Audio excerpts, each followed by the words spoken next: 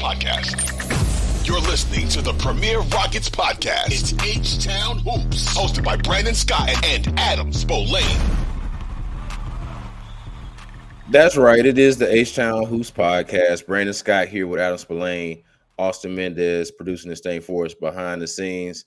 But got to start it off with tonight being really about Denver, the Denver Nuggets, legacy building, all of those things. We are coming to you immediately following the Denver Nuggets winning their first NBA Finals, their first NBA championship in franchise history. They take Game 5 over the Miami Heat, 94-89. And Adam, I just want to say really about this game, and we can get into some of the larger picture stuff or some of the granular stuff or however we want to go with it in terms of the finals itself and what it all means, the historical implications of it.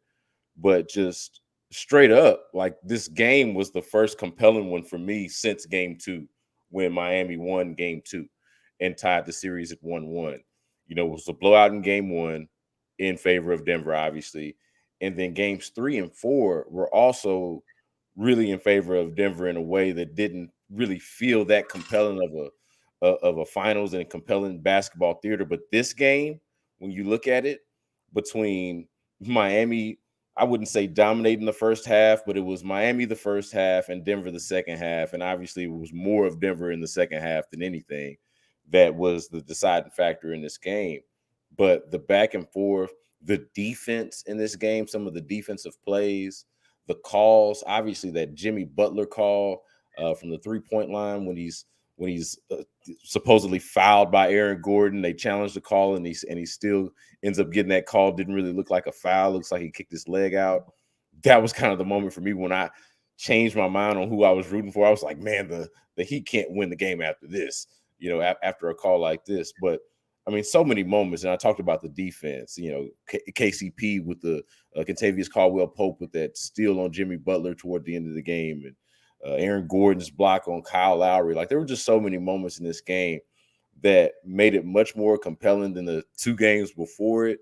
And I was glad that the finals ended on this note. Before we get into some of the larger picture stuff, what were some of your reactions and key takeaways from this finals Game 5 that gave the championship to the Denver Nuggets?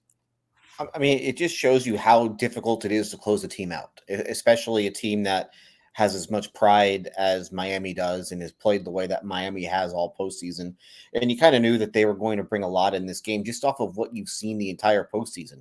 And for them to get off the mat after losing Game 6 of the East Finals, that was very easily one of those spots where they could have just folded away. And a lot of teams would have just folded in that spot, losing 3 in a row, especially losing the third game the way that they did on basically a putback at the buzzer, where it looks like you had the game won. So you knew that they were going to come out with a lot tonight, and they did. And then I just think that ultimately they ran out of gas, and that tends to be what happens once you get to this stage of the postseason, especially when you are relying on just a couple of guys the way that they are. You know, Jimmy Butler is responsible for so much of the offense that they provide, and he really didn't have a lot. And really up until the late stages where he really dug deep and found something late in the game. So it's Denver was probably the best team all season.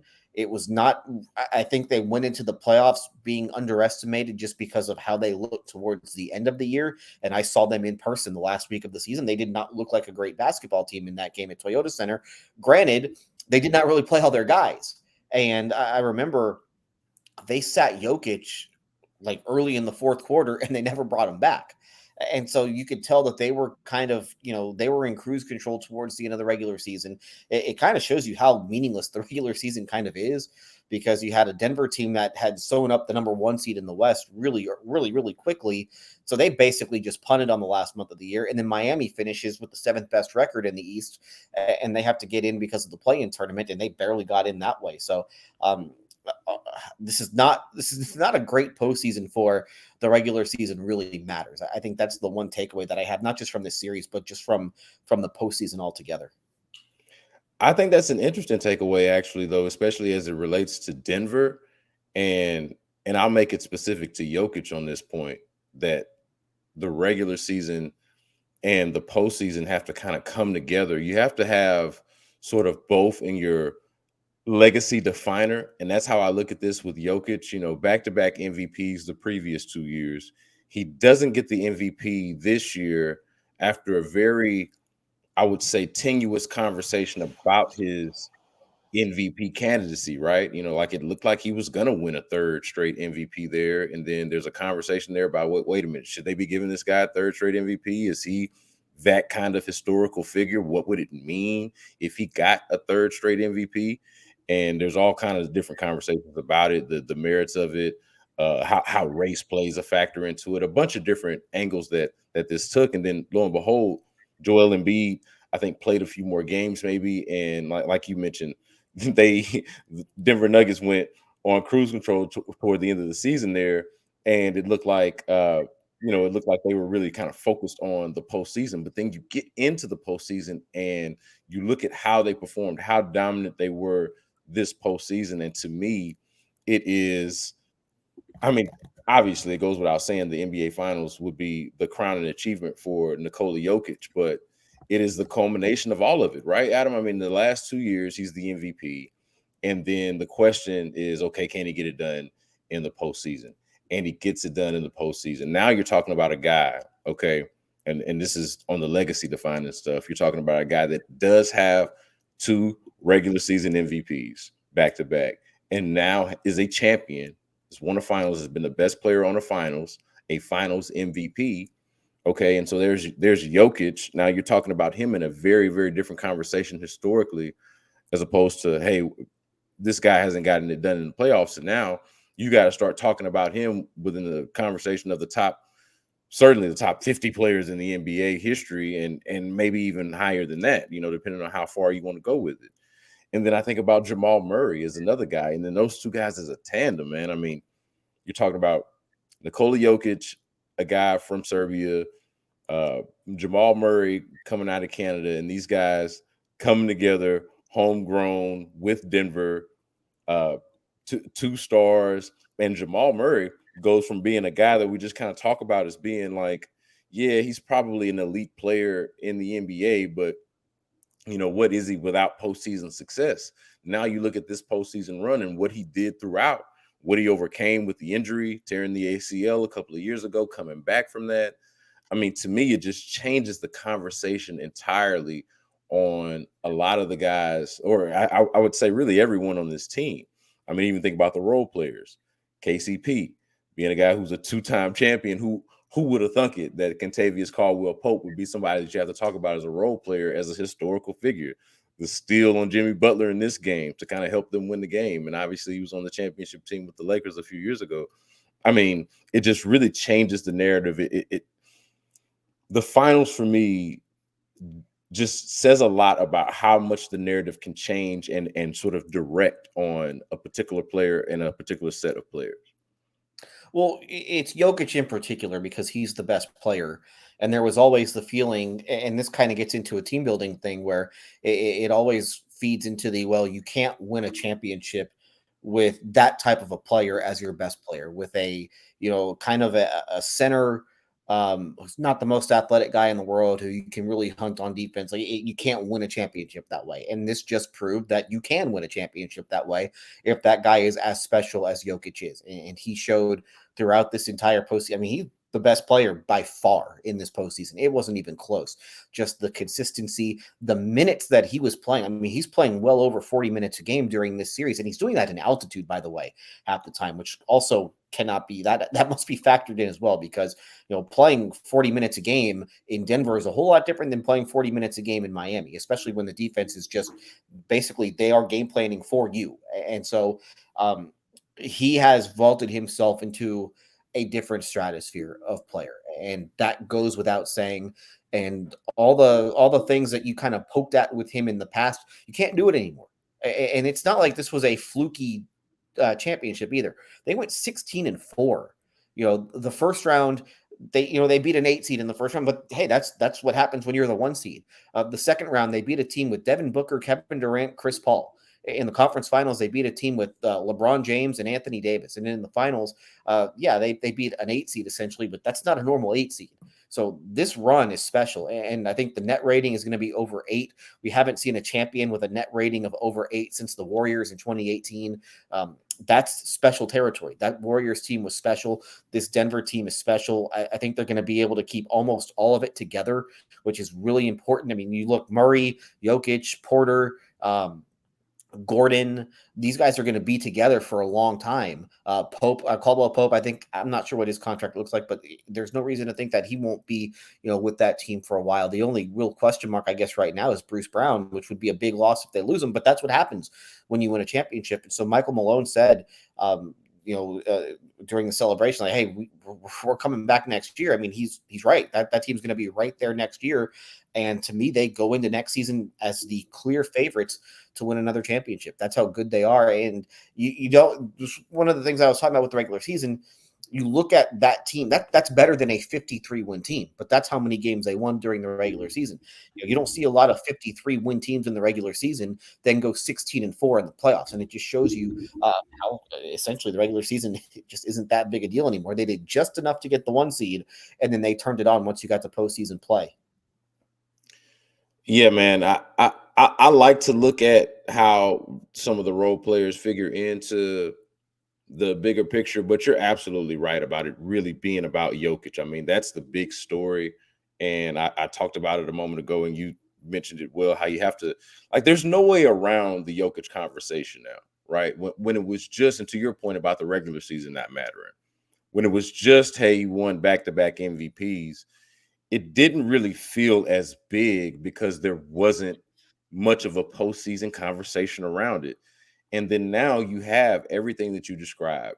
Not only did they win the championship, but he was by far the best player in the postseason and was truly like dominant and historic. And in his closeout game, Adam, like the first half I mentioned earlier was all Miami.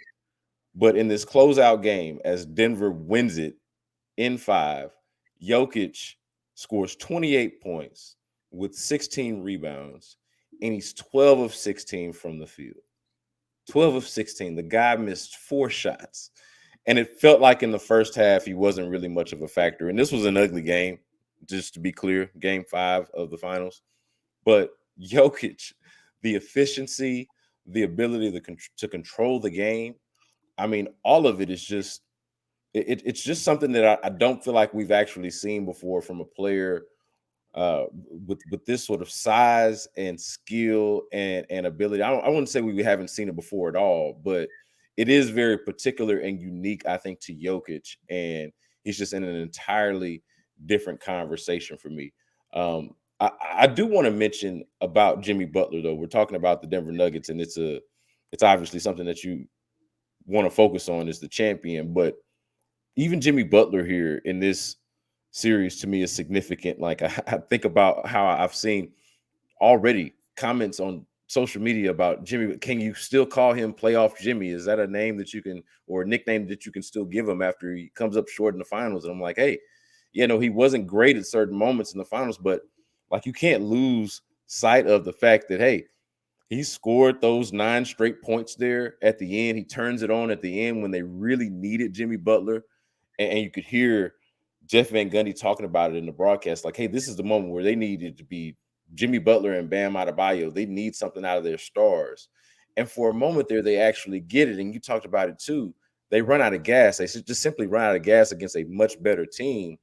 But I feel like rather than the immediate reaction with even the Miami Heat being, hey, they came up short or what their shortcomings are, it's to look at sort of the accomplishment of just getting here as an 8 seed and challenging the Denver Nuggets the way they did in this closeout game. I came away from the game, Adam, impressed with the Miami Heat, even in defeat. Well, you have to be. I mean, they got to the finals, and they almost won Game 5 on the road with really everything stacked against them. So everything that you saw out of the Heat over the last 2 months is impressive. It just is to go out and take out the top seed, the team with the best record in the league in the first round, to jump out to a 3-0 lead in the conference finals, blow that 3-0 lead, and then win game 7 on the road, to win game 2 of this series on the road when you're down going into the fourth quarter. I mean, it's an incredibly impressive team. Just everything about the Heat is impressive. And it's been that way now for 25, 30 years, ever since Pat Riley got there. And it makes you wonder, because you've seen this recently where Minnesota went out and hired Tim Connelly, who really built this Nuggets team. Calvin Booth finished it with some of the moves that he made, most notably Bruce Brown, drafting Christian Brown in the first round. But Tim Connelly is really the one who got this started. And then you go look at Miami, and for whatever reason, all these guys that work for the Heat that have been there forever, no team is looking to go jump at them. Andy Ellsberg, who's been essentially Pat Riley's number 2 for a long, long time. For some reason, no other team has looked to hire him.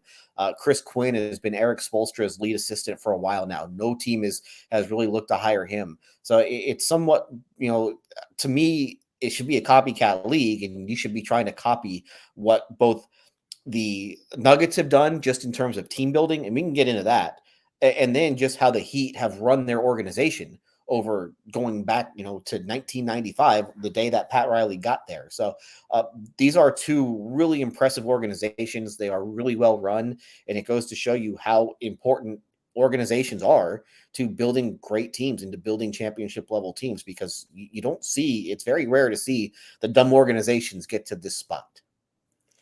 All right, man. Well, let's get into exactly that, because the way I was going to frame this conversation, and you're getting to it here, is, do the Rockets have a player? We're talking about Jokic, we're talking about Jimmy Butler, we're talking about Jamal Murray. These guys who I think, because of this playoff run and because of this finals, are looked at differently or have added something to their legacies here. I was going to ask if there is a Rockets player right now on the team that could lead a group to the NBA Finals. And of course, we don't really know that yet. We haven't seen enough of them yet. They've got to mature. They've got to get experience. They got to do all of these different things. But let me ask the question a little bit of a different way, since you framed it this way. What would you say are some things that the Rockets could take away from either the Nuggets or the Heat? Because I think the Rockets would be glad to be either one at this point, or would be lucky to be either one, and certainly be glad to be either one. What are some of the things? Obviously, I mentioned it earlier with Jokic and Murray being the homegrown talents, guys that the Nuggets drafted and have only worn the one uniform. And then you look at what the Heat have done in getting Jimmy Butler. Obviously, Jimmy Butler has traveled, but was a star before he got there and has become a superstar since he's been there. And of course, there's been the conversation and the stories about all of the undrafted guys that they have on that team. When you look at both of these teams, Denver and Miami, from the finals, what can the Rockets sort of take from it or replicate sort of in their team building process as they try to get out of what we've seen over the last couple of years and become contenders? So let's start with Miami, because I think you can gain more, I think, from Denver than you can from the Heat, but there are still certain aspects of the Heat that every team should really try to replicate.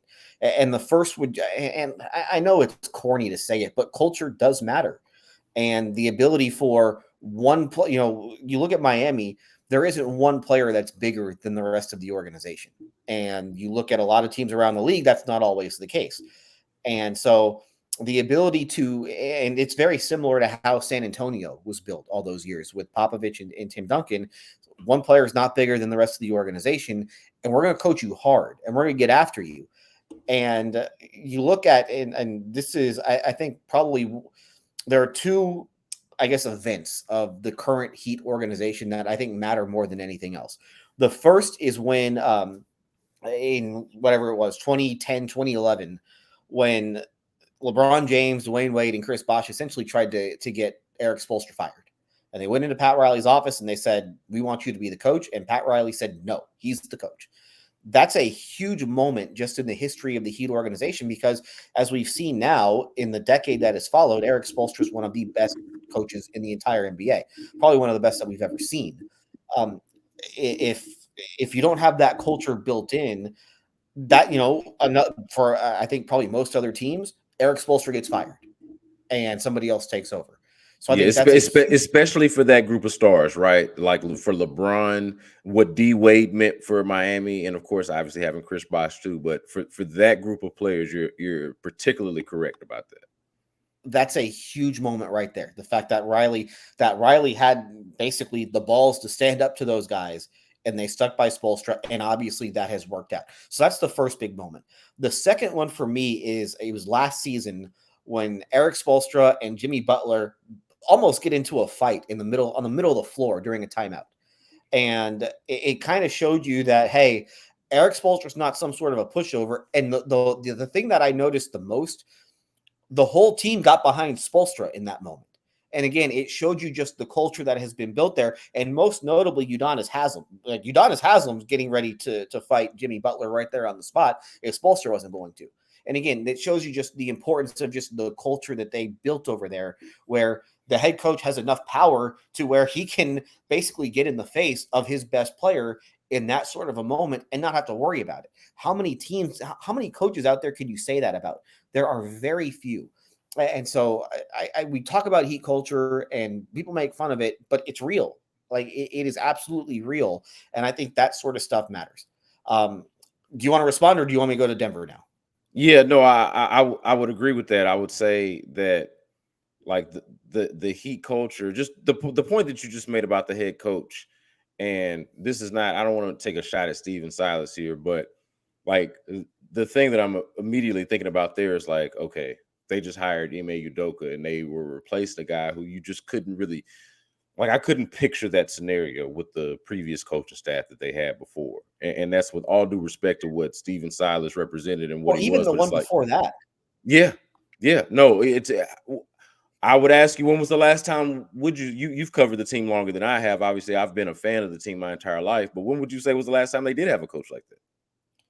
Maybe Kevin McHale. I mean, when it comes to getting on the star player, maybe Kevin McHale, but it's not like Mike D'Antoni was getting in the face of James Harden and threatening to Yeah, fight James Harden at yeah, any point during I this was gonna series. say even Kevin McHale obviously won the power struggle against the star, like, and that's not to say that Kevin McHale wouldn't have stood up to James Harden in a situation like that, but I mean, it has been a long time since you felt like, I guess my point is, it's been a long time since you felt like the Mhm. Rockets had a coach that was firmly planted like that. The Rockets had a coach that the players would get behind if he got sideways with a star player, and especially a popular star player, or one who I should say is as respected as a Jimmy Butler, So that would be my response, is that, hey, just from hearing you talk about that, I think about a move that the Rockets have made that is, at least, I'm not saying that Ime Udoka is Eric Spoelstra, right? But they at least have, from a personality standpoint, a coach that feels like that. And we'll see about the team building stuff. They got a lot of work to do to come up with a roster that is worthy of being in a similar conversation. And we can talk about that as well, but they're not there yet. But in terms of, like, specifically Spoelstra and culture and establishing that, we hit on a little bit of that in our previous episode, talking about Ime Udoka's vision and what things are going to be like under him. I think it's really important that they made the moves that they did, and we'll just see how it plays out. You can get into Denver if you want as well. Okay, let's now to Denver. I think what you learned most from how that team was built is just patience.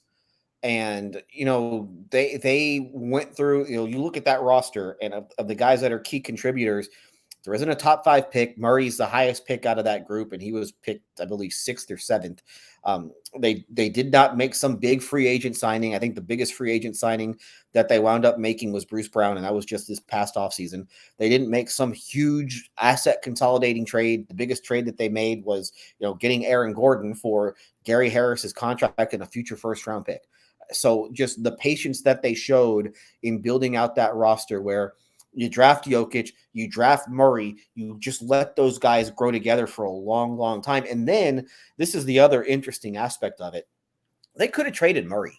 I think that, and I think Michael Malone has even talked about this during this postseason run, is that Tim Connolly went to him and say, hey, should we trade Jamal? Because you look at it, you're like right in the middle of this run with Jokic where he's winning MVPs, and like, hey, you got a chance to win the title with him.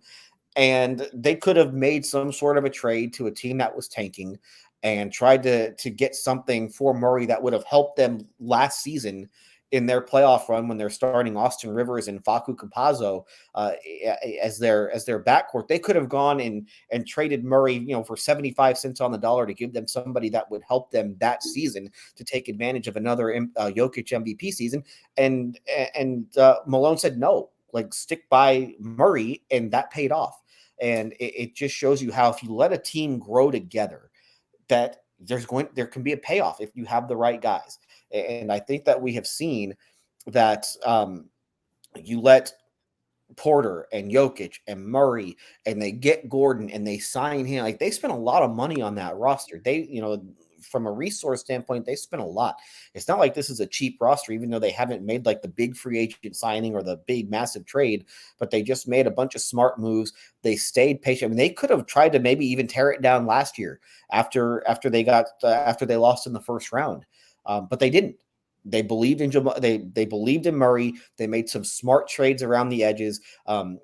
They basically traded Monty Morris too last year, going into this season to get them KCP, and that obviously turned out to be a huge trade, and it showed how much belief that they had in Murray. So not only did they not trade Murray, they doubled down on Murray by trading his backup in Monte Morris and getting another starter on that team. So to me, what you learn from Miami is culture. What you learn from Denver is just the patience to let a team grow together and deal with some injury, bad luck here, some other stuff there. And look, you have one team that gets to the finals and another team that wins it.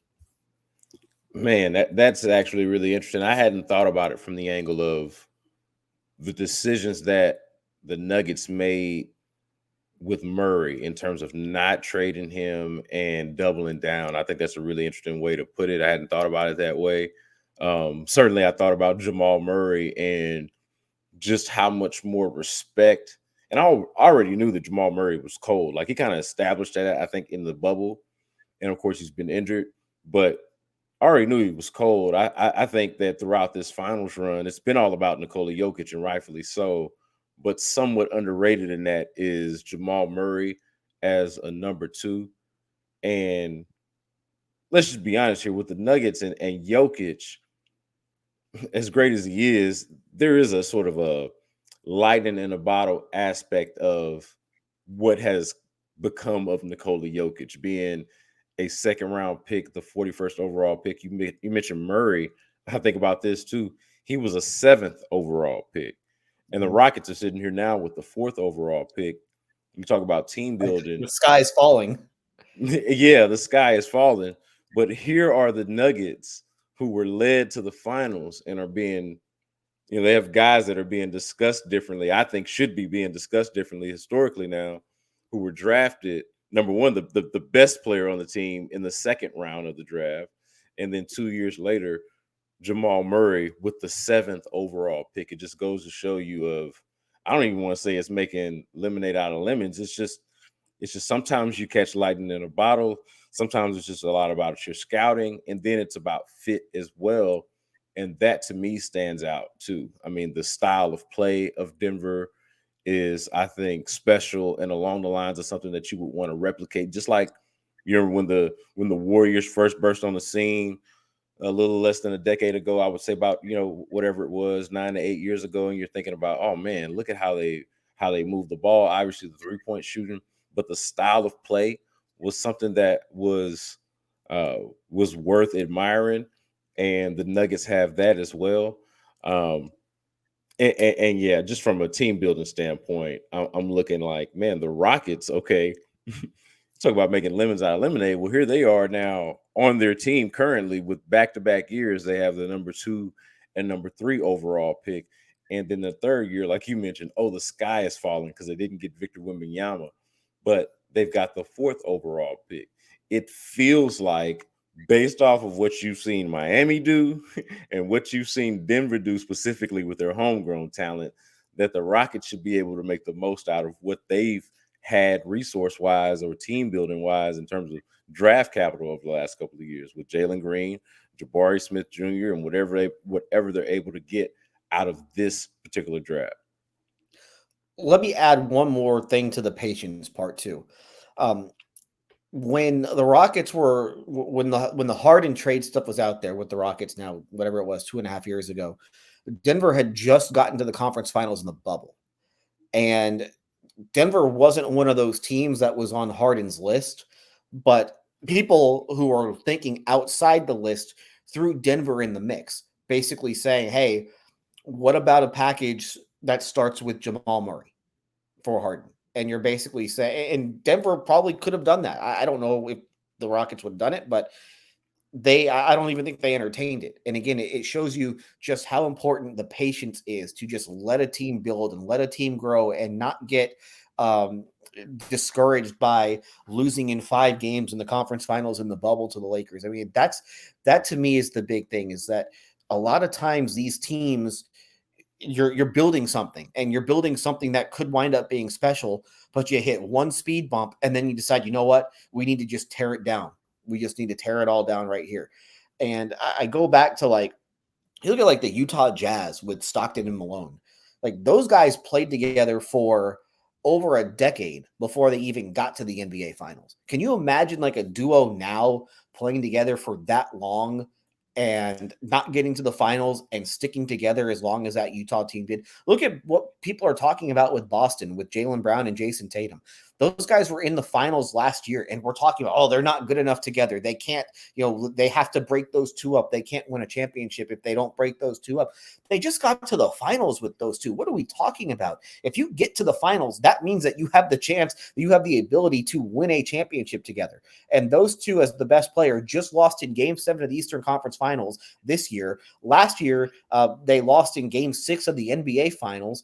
The year, a couple years before that, they were in the Eastern Conference Finals. A few straight years. In 2017, 2018, and 2020. So get out of here with the whole you can't win a title with these two guys. And so that would be my big cautionary tale, is don't just break something up because of one, disappointing playoff run. And that's what I hope that people learn from this Denver group. And that's why I talked about patience, is that you're not always going to win the championship every single time. Like, you're going to have some sort of a disappointment. Somebody's going to get hurt at a bad time. Someone's going to just go cold at a bad time. Sometimes the calls are going to go against you and you're going to lose maybe earlier than you thought you would. But if you're patient and you believe in the guys that you have on the roster, you have the ability to build something special. Don't get caught up in, well, we didn't get as far as we thought that we might this one year. Yeah, I think that's an interesting point. One thing that is certainly different about today's NBA era and the landscape of the NBA, as opposed to the Jazz era that you mentioned with Karl Malone and John Stockton, is probably the player empowerment and salary structure and things like that, and players' ability to form their own team. I wouldn't say form their own teams, but sort of stars' ability to dictate where they go and different things like that. And to be fair to the Jazz and Karl Malone and John Stockton, those guys just didn't seem to be wired that way. Old school in every sense of the way, for better and worse. But I would say to take it to the Rockets, and I'm with you on the point about patience. I think it's an important point. I want to even stay on it for a second, because one thing about watching the Rockets over the last couple of years, it's been, I would say, Adam, it's been really easy, especially if you're a fan, and even as a media member, if you're just having to watch it every day like you do and like I do, it's real easy to get impatient with what you're seeing. A lot of what the bad habits that are formed, and sort of just the tendencies of a young team, a young, inexperienced team that has no idea what it's doing. And so it's very easy to grow impatient with something like that, and then maybe lose sight of the fact of how young they are, or the fact that you're dealing with a young team. And so that's something that's important to me, and I think this is an important point that you're pointing out about patience. But I would ask you, like, in terms of what the Rockets have in this core, kind of going back to my original question, like I don't know, what do you see from this core that that you would say makes you think that maybe um you know maybe a better way to frame it is, like, what is there a player on this team that could be the best player on a championship team, or is there a route to the Rockets having something like this, or like maybe a better way to say it is the patience that the Rockets show could pay off in the way that it has for the Denver Nuggets? Right now, I'd probably say no, but that's based off of seeing these guys play together now for or play in the NBA for 2 years, and in the case of Jabari Smith and Tari Eason 1 year, and so that's not a fair answer to give it at this point. And I think you would have probably said the same thing. After would you have said after Jokic's second year in the league that he could wind up being the best player on a championship team, or after Jamal Murray's rookie season, could you have said that he was going to be the second best player on a championship team? I don't think there's any way. I don't think anybody in the world would have said that. So it's very difficult to project that out, at least for me. Maybe some people, maybe there's some algorithm or whatever that where you can, or some measurable that somebody has where you can predict that out.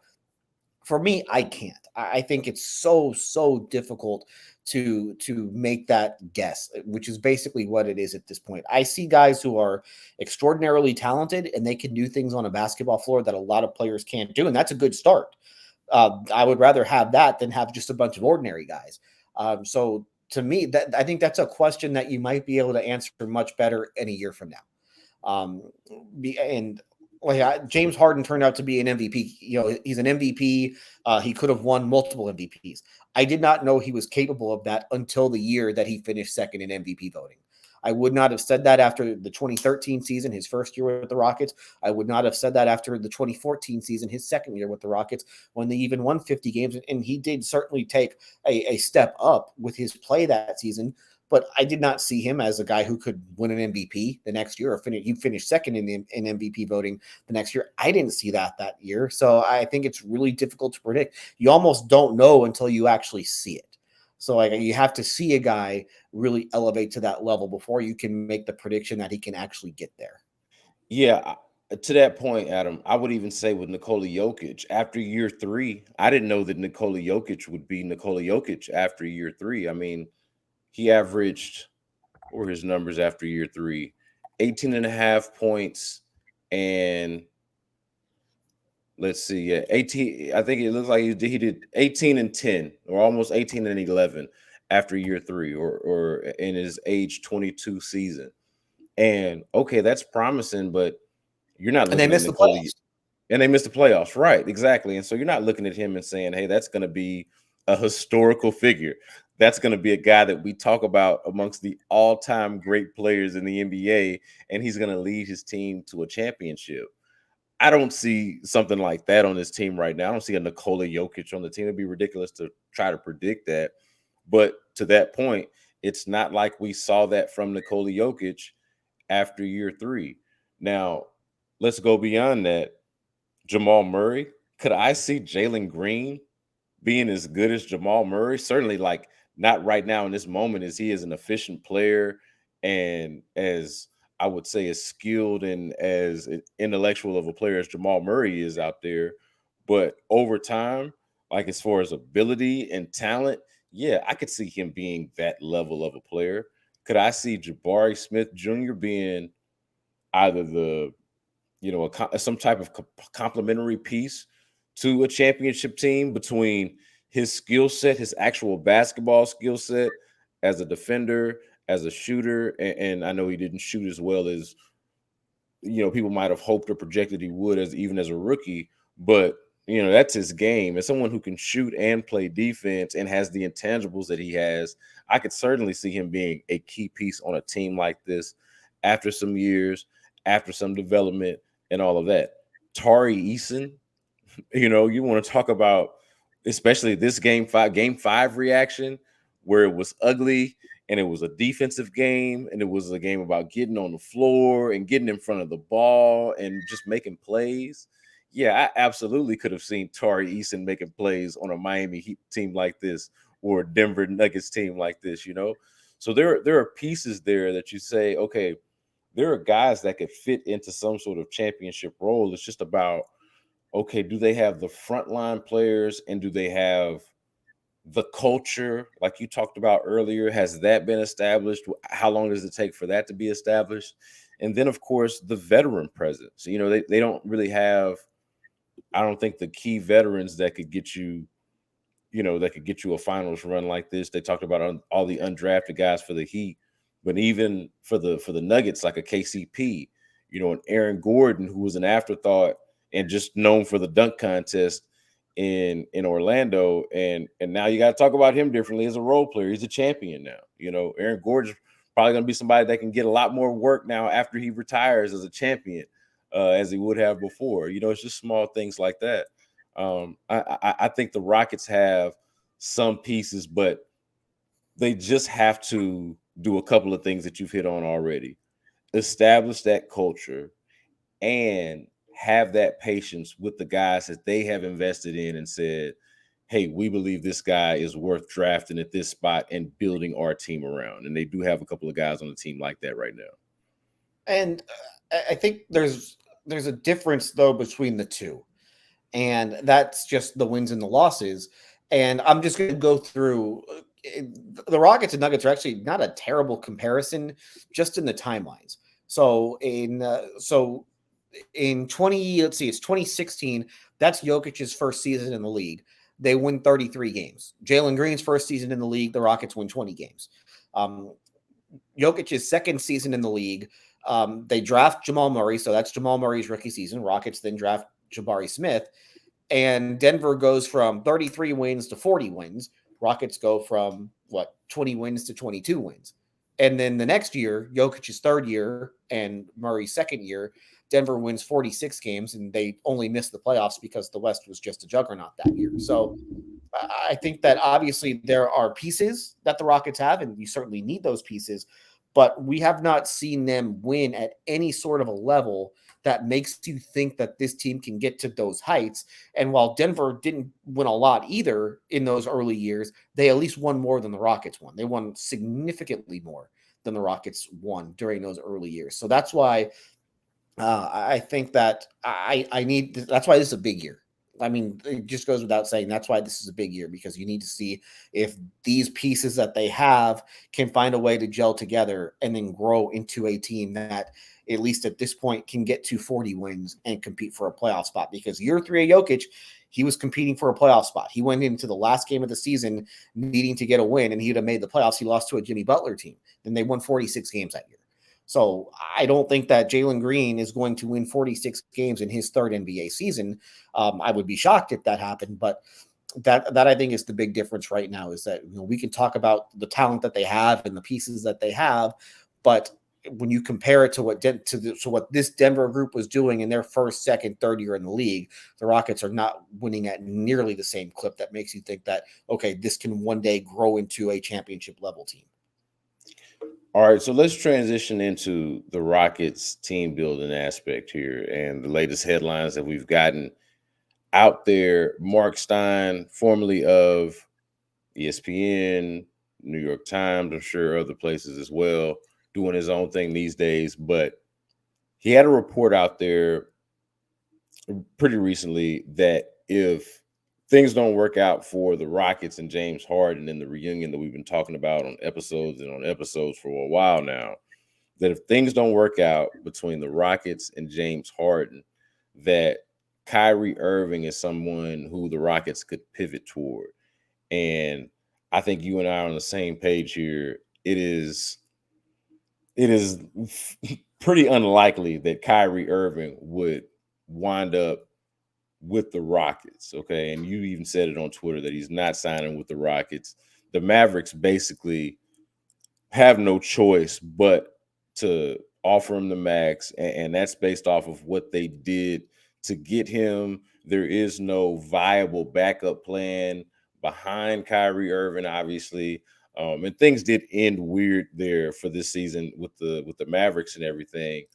But in terms of Kyrie Irving and the Rockets, I wanted to kind of give you the floor here on why that wouldn't be a fit, because, we're talking about this team trying to go from here to there, trying to go from, the pits of the NBA to just relevancy. And Kyrie Irving, at the very least, is someone who we have to consider as a guy who could raise your floor. But I'm not really sure what he would do for your ceiling. And that, I think, is the heart of the issue here. But what would you say about Kyrie Irving as a fit for the Rockets, and why you would say it's not something that is likely to happen.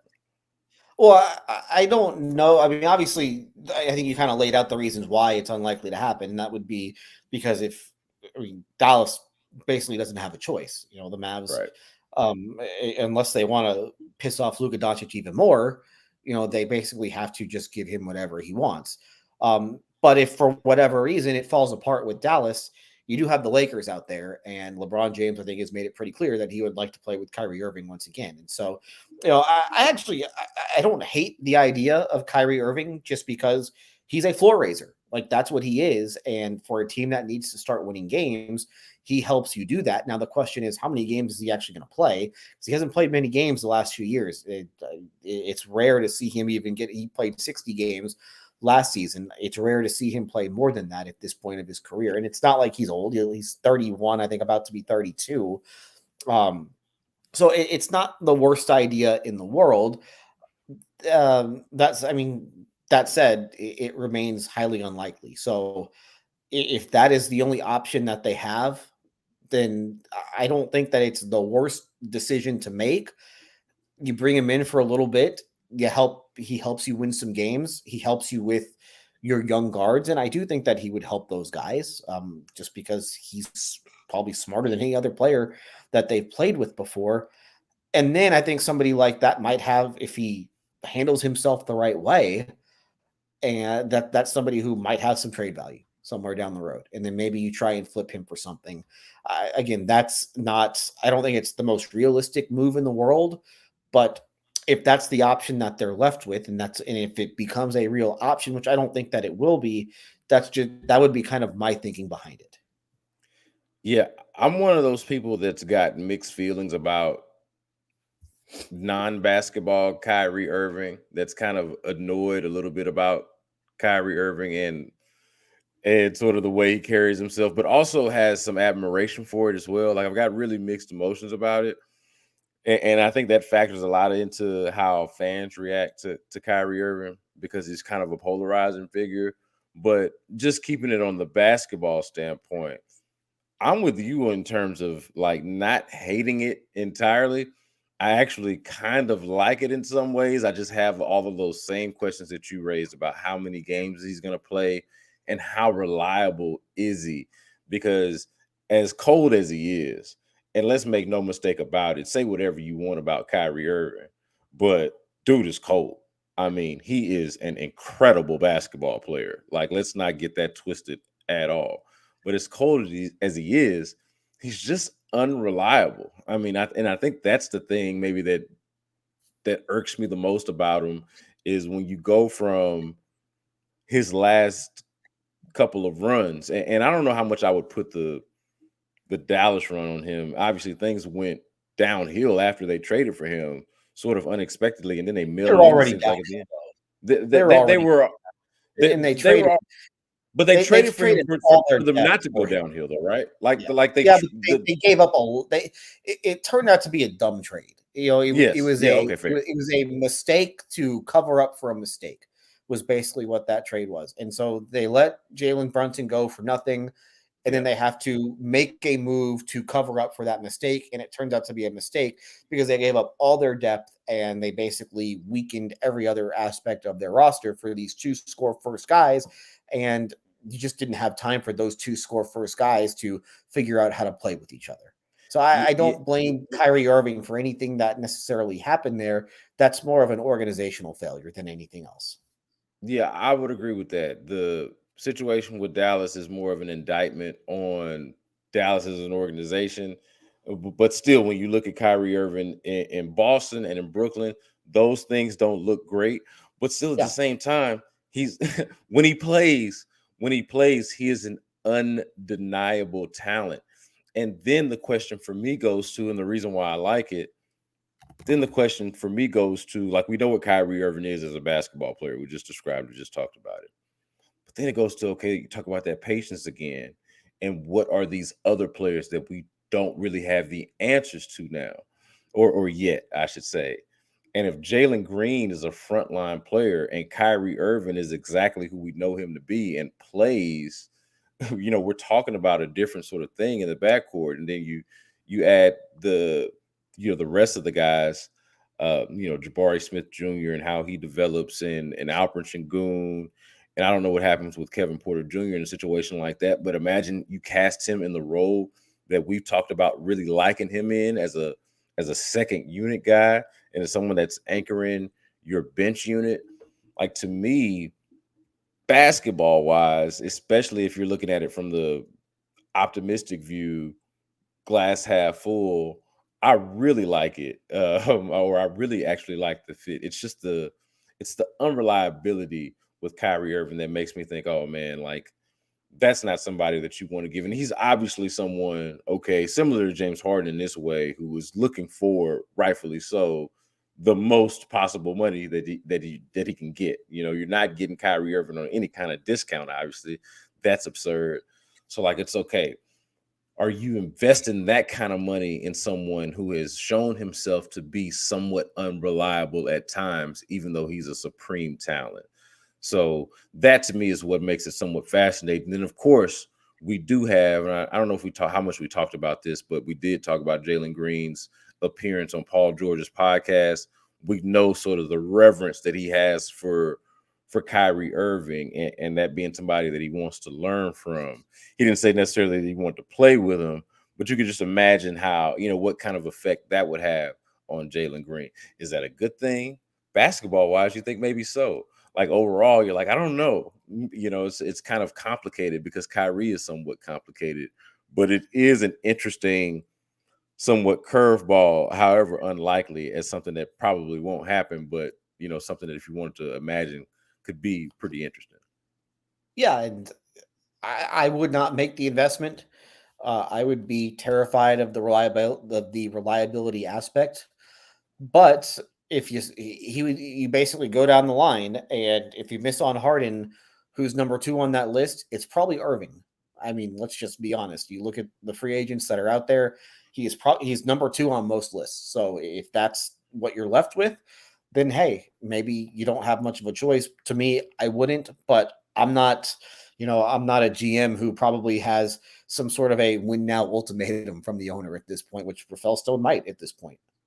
I would say, Adam, I would even go further on that and say that the only reason why Harden is actually number 1 in relation to the Rockets is probably because of the connection and the likelihood, and just the how it makes a lot more sense as a fit. I think from a basketball standpoint, you could maybe even argue that Kyrie Irving would be. Like, you could argue either way. With James Harden and Kyrie Irving at this point, I honestly think that now James Harden, career wise, and what he's been, that's it's a different conversation. He's been the best player on a team that had a chance to win a championship. Kyrie Irving hasn't exactly been that, but at this point, I think you could even make a case that either one of them would be at the top of the list if you put aside the history and sort of the nostalgia with James Harden, and the reason why he would want to come here. And that Kyrie Irving, it makes more sense for him not to come here and to wind up back in Dallas, given the investment there, and that they have, like, Dallas has Luka Doncic. The Rockets do not. So, like, if you're Yeah. Kyrie Irving, think about it from that standpoint. I know we're having this conversation and entertaining it, but if you're Kyrie Irving, would you rather play with Luka Doncic or Jalen Green and Jabari Smith? Like, no diss to those guys, but there's one Luka Doncic right now in the league. So that would be It what depends that on would be what you the thing want I'd to say do. on that. If you want the ball in your hands and you want to score a lot of points, and then playing with Jalen Green and the Rockets might not be the worst idea. If you want to play sidekick to somebody else, then maybe that's not. Maybe Luka isn't your cup of tea. But to me, it sounds like that this whole conversation is going to be for naught, because he's just going to go back to Dallas, and that's that. And if he doesn't, then he'll just go to the Lakers and play with LeBron James. All right, so a more, I think, at least, likely conversation, a more likely fit, I think, would be Fred Van Vliet if the Rockets don't end up with James Harden. And I think you and I have both already discussed not really being that big of a fan of giving Fred VanVleet the max, which it seems like he's gonna sort of want or expect and probably even get from somewhere. But another news item looked like earlier on Monday was that Fred VanVleet was going to opt out of his contract. I think it was 22.8 million or something like that, and be a free agent. We expected this. This is a name that's been out there. So I figured we'd bring it back to the table. And I put it like this. I'm gonna answer my own question and just say no, but I could see it. This is my answer. No, but I could see it. And the question is Fred VanVleet worth the overpay if you can't get James Harden? If the situation with Kyrie Irving is the way we describe it, and it makes more sense for him to go back to Dallas, and that's not something that the Rockets can do. Is Fred VanVleet someone that it makes sense to overpay to kind of raise your floor a little bit, and given that you probably need somebody at that point guard position? To me, yeah, just because you got to sign somebody.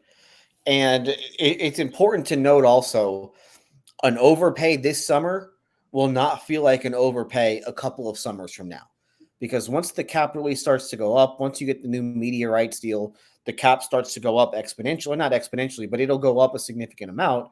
And so now all of a sudden the contracts that were signed this summer, now all of a sudden the max is, going to wind up being 70 million a year, something like that. Or, we're not far off from having 100 million a year type players. So I think what is it, 4 years, 180? I think that's kind of the max is kind of in that range for somebody with the number of years that Fred VanVleet has. Yeah, that's a lot.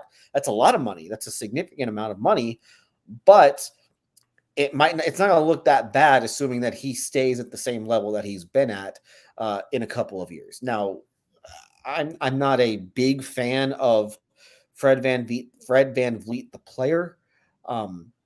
He's little. He's only 6'1". He's kind of a low efficiency type guard. You look at just the field goal percentages over his entire NBA career: 35%, 42.6, 41%, 41.3, 38.9, 40.3, 39.3.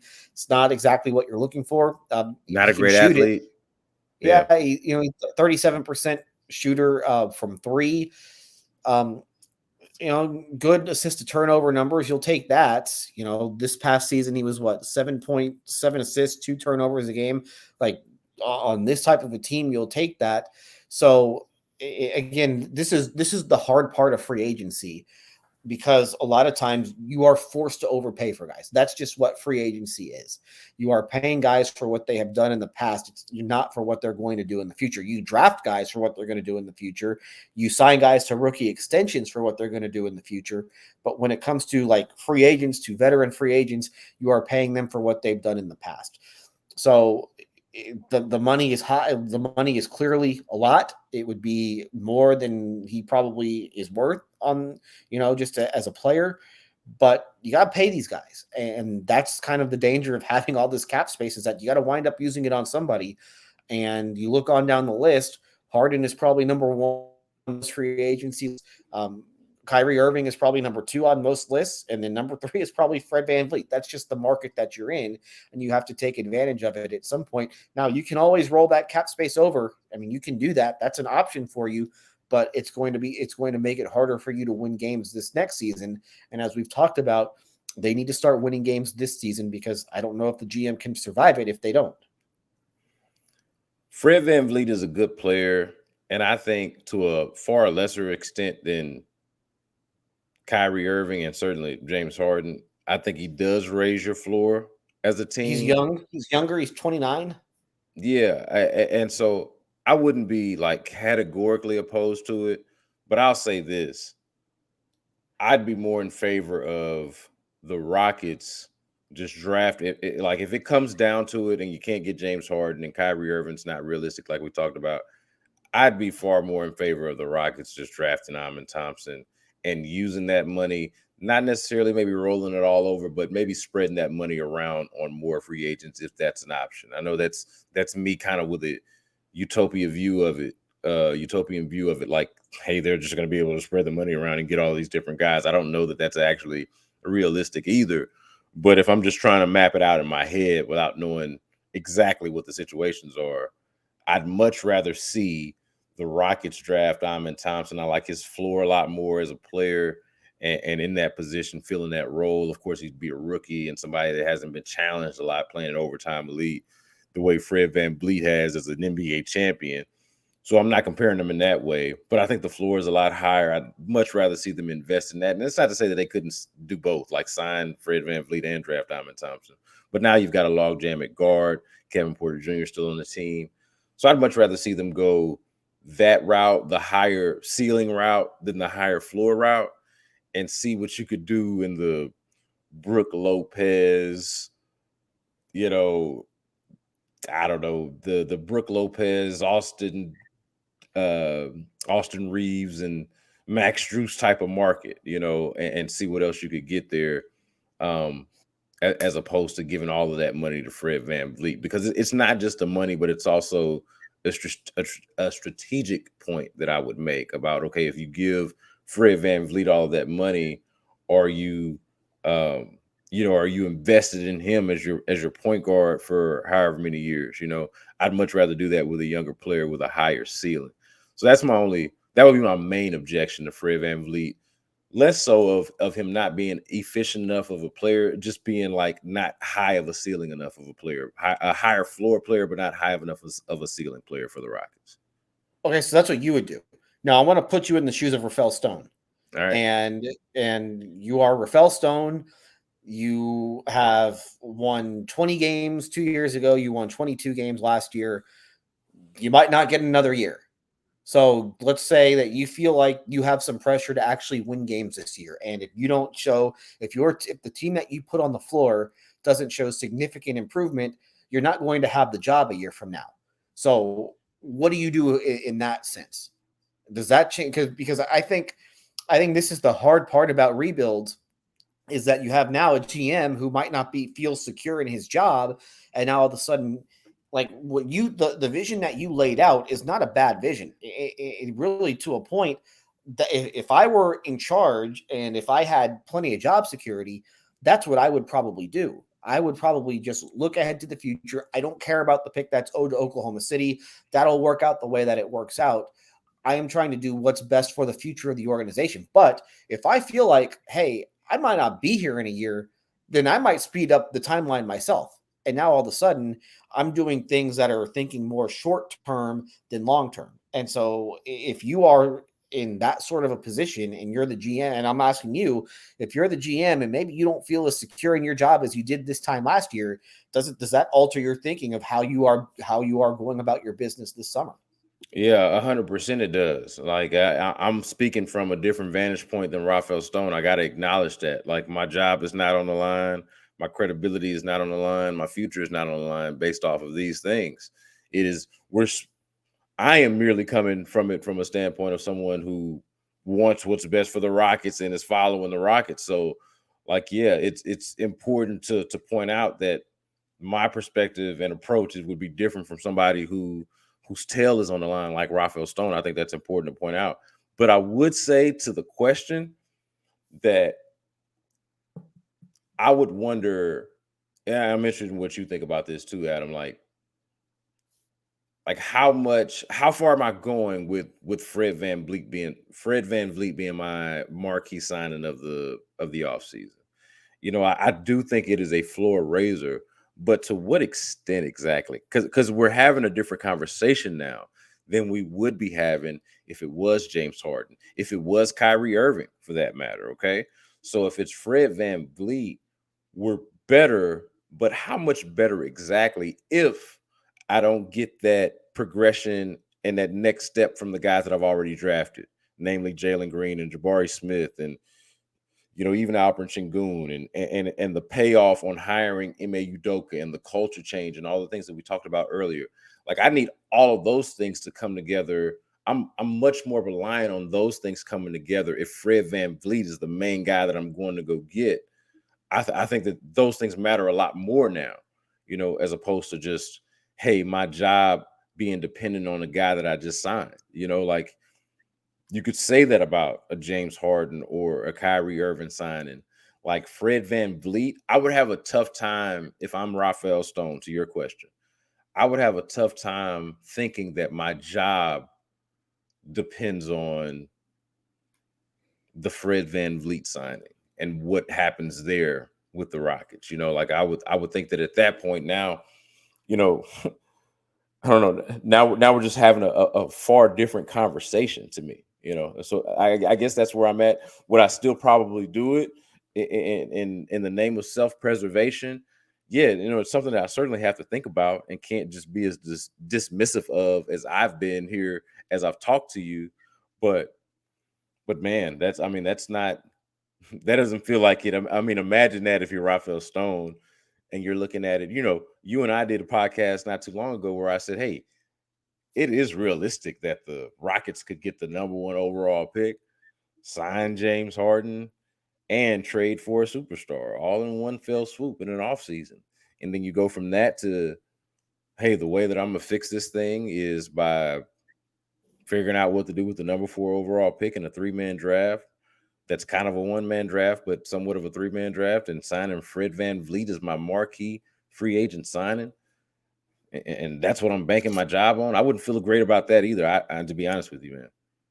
Yeah, and then you could, if you want to even go back further, the trade that I made for James Harden, it's basically netted me Tari Eason and indirectly a couple of other things, Yeah. including whoever they wind up picking at 20 if they make that pick. That's not a great haul for a star in his prime. So it's a lot of times, man. Probably the This most stuff is important thing. Yeah, the thing you just mentioned, that's probably the most important point, actually, because that's probably the most significant move that he's made, and it's his most significant moment as GM so far. Yeah, so it's these jobs are, I guess the one thing that you take away from this is these jobs are hard and you have to get lucky. And in a sense, the Rockets have gotten a little bit of luck over the last couple of years by staying in the top 4, but they haven't gotten quite as lucky as I think that they would have hoped. And so that's what makes these jobs hard. You would like, and I wonder if Tillman for if I were Tillman Fertitta right now, I would make sure I would give Rafael Stone some sort of an extension so that he feels secure in his job, so that he is making the right decisions for the team moving forward and not just thinking about the 2023-2024 season as, oh no, if we don't win, I'm going to get fired. I don't like the idea of having a GM who feels like I have to win now, otherwise I'm going to lose my job, and then you just start making moves with the 1 year in mind. Because the one thing, anybody can build a good team for 1 year. Anybody, you go any sport, any team can push in all the chips for 1 year and build a good team. But it's a whole other thing to build something that's sustainable. So Rafael Stone could go and it could very easily go build a team that could win 44 games next year, but it probably gets capped at 44 wins. It's a whole other thing to build something that's going to be a sustainable winning basketball team for a long time, which should be the ultimate goal. But if you're a GM who doesn't feel like you have a whole lot of job security, then maybe you feel like that you have to do the 1 year thing and screw the 3 years that come after it. That's interesting, man. I was about to wrap this thing up, but you threw that curveball there at the end about Rafael Stone, because I'm actually with you in your logic and train of thought there, but my pushback and my question to you would be, do you think that Rafael Stone, based off of performance so far, has sort of earned that? Like, would that be No. something that would be more of a self-preservation on Tillman Fertitta's part, on the Fertitta family's part, of saying, hey, we just want to make sure that this guy isn't out, in it for himself, and he has the security to kind of look out for the organization, as opposed to saying we actually believe that this guy's the right one to trust with the organization's future over the next however many years the extension would be. I don't think that he's done enough to deserve some sort of extension or vote of confidence, but I don't think that should matter. I think this is kind of what's a little weird about these jobs. And I guess if you were to give Rafael Stone, let's say you give him a contract extension, whatever, you tack on a year. It doesn't mean that you can't fire him after that. You just got to pay him off. It just costs you a little bit more. And let's be honest, Tillman got plenty of money. Tillman's not going to go broke anytime soon. And if Tillman has to pay Rafael Stone an extra year to not work for him, then so be it. He just, bid $5.5 billion on the Commanders. He got a little extra money lying around. Yeah, So if he can survive the economies that he survived, then he could certainly survive having to ditch Rafael Stone if it came down to it. Certainly. So I don't like and I don't, I'm not entirely sure of Rafael Stone's contract situation. Anyways, I've heard different things on it, but I want my GM feeling, especially in a summer like this. I want the GM feeling secure in his job, even if he maybe isn't secure in the job. Maybe that's, as the owner, that's something that you can tell yourself that, hey, this guy's not as secure as maybe he thinks he is. But I want to make sure that he feels secure in the job, because that's how I know he's going to make the right decisions or the best decisions for our team moving forward. That is the H-Town Hoops podcast reacting to the NBA Finals, breaking down how it all relates to the Rockets, or what the Rockets could do to mimic these teams that have had this historic moment. I didn't think that this was a great NBA Finals, to be honest with you, Adam, but I did think that in Game 5 it ended with a bang, so I'm at least happy with that. I'm somewhat optimistic about what the Rockets have going on, even if there are tons of questions to be answered as we go throughout the offseason. But look, we're recording this thing exactly 10 days ahead of the NBA draft. You're probably going to get it in your podcast feed and see it on YouTube about 9 days ahead of the NBA draft. But these are exciting times for the Rockets, man. Like, shout out to the Denver Nuggets, shout out to the Miami Heat, and shout out to all of the teams that are in the playoffs right now. But the Rockets, with a couple of good moves, with a couple of just like smart and intelligent roster building moves, some patience and some culture and some things that they've lacked over the last few years, I think that they could be in a position, if not to win the NBA Finals, certainly to be back in the postseasons, to be back in the playoffs, and be a team that we can talk about at this time of the year, not just for what they're doing in the offseason, but what they're doing in the playoffs. But for now, man, we're going to leave it at that. We'll be back next week to talk a little bit more about the draft coming up.